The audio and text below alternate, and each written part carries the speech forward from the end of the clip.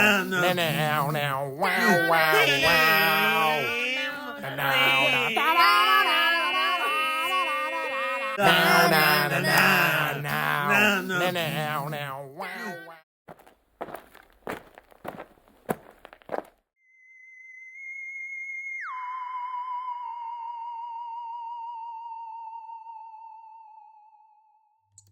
J'ai peur de faire du sport. Je vais t'aider. Vous avez peur de faire du sport? Je comprends, c'est tout à fait normal. Déjà, il y a une différence à savoir entre sport et activité physique. Le sport est une pratique souvent orientée vers la compétition que vous pouvez retrouver en club, tels que le foot, le tennis ou encore le badminton. L'activité physique, c'est tout mouvement produit par votre corps, par vos muscles, qui permet à terme d'avoir une condition physique convenable. Donc ça va être par exemple aller porter les courses que vous avez fait, promener votre chien ou tout autre mouvement, tel que du bricolage ou du jardinage par exemple.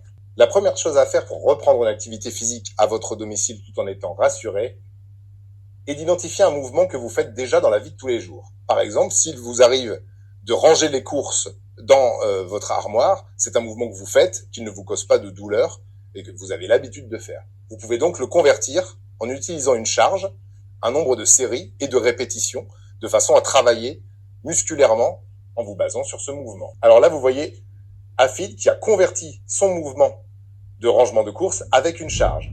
Donc là, il reproduit cette même chose. Il a pris un poids de 1 kg et il va effectuer des séries, 3 séries de 10 répétitions en expirant sur l'effort et en marquant une pause à chaque fin d'un groupement de 10 séries. N'oubliez pas de travailler en symétrie. Par exemple, ici, Afid travaille également son bras gauche, ce qui va lui permettre, en cas de blessure, par exemple, d'être en mesure de travailler sur son mouvement de la vie de tous les jours, également avec son bras gauche. De manière générale, quand vous reprenez une activité physique à votre domicile et seul, il est important de vous écouter. Que vous travaillez en force ou en endurance ou encore en équilibre, quand vous sentez la fatigue arriver ou l'essoufflement plus prononcé, il est temps pour vous de prendre une pause. 30 secondes à 1 minute peuvent suffire. N'oubliez pas de vous hydrater régulièrement avec de l'eau et de porter une tenue confortable. Afid, que fais-tu dans ton quotidien comme activité physique? Je fais dans mon quotidien comme activité physique de la marche. Je prends le métro, je vais à Lille.